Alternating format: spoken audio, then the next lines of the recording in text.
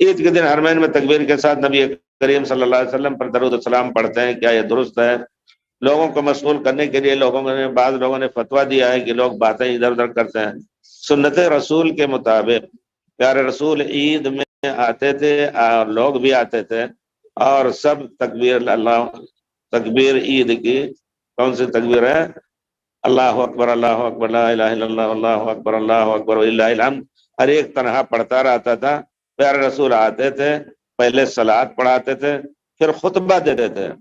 خطبے کے وقت آپ نے فرمایا کہ ہم صلوات پڑھ کے خطبہ دیں گے، جو چاہے بیٹھ کے خطبہ سن کے جائے، جو چاہے بغیر خطبہ سنے، یہ آپ نے اختیار دیا ہے، جا سکتا ہے۔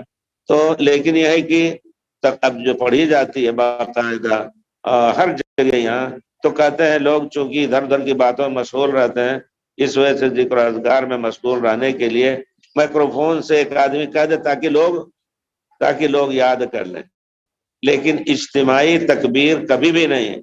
آپ نے یاد کر لیا وہ پڑھ رہے ہیں، آپ بھی الگ پڑھیں، ان کے ساتھ آواز میں آواز ملانا یہ صحیح نہیں کہا علماء نے۔